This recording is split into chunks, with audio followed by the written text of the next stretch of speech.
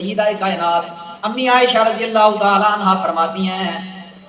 جب میں نے قرآن مجید کا مطالعہ کیا، قرآن مجید کے اندر میں نے سورہ یوسف تلاوت فرمائی تو میں نے سورہ یوسف کے اندر دیکھا کہ حضرت یوسف علیہ السلام کا حسن و جمال بڑا تھا، جبکہ اگر غور و فکر کی جائے، دیکھا جائے تو مصر کی شہزادیاں یوں محسوس ہوتا تھا کہ پورے مصر کا حسن جمع کر کے سارے کا سارا ان شہزادیوں کے اندر رکھ دیا گیا ہے، لیکن ان شہزادیوں نے جب اللہ کے پیغمبر حضرت یوسف کو دیکھا تو وہ بھی اپنے حسن کو بھول گئی اور ان کے اوپر بھی حضرت یوسف کا حسن غالب آ گیا۔ فرماتی ہیں کہ وہ بات جب میں نے پڑھی تو میرے دل کے اندر اسی وقت خیال آ گیا کہ یوسف علیہ السلام کو دیکھنے والیاں، یوسف علیہ السلام کو دیکھنے والی عورتیں یہ تو یوسف پر فریفتہ ہو رہی ہیں۔ وہ کسی شاعر نے کیا خوب کہا، آمد کی خبر سن کر،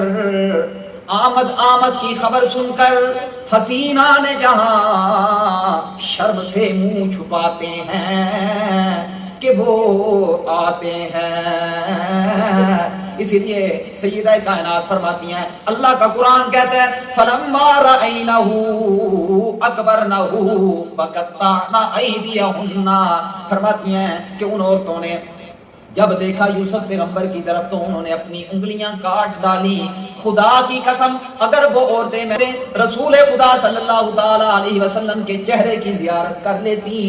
نا چہرے کی زیارت نہ، کیا کہتی ہیں، نا چہرے کی نہیں بلکہ صرف جبین اطہر سے ٹپکنے والا پسینہ اس کی زیارت کر لیتی وہ عورتیں، تو وہ اپنے دلوں پر چھریاں چلا دیتی۔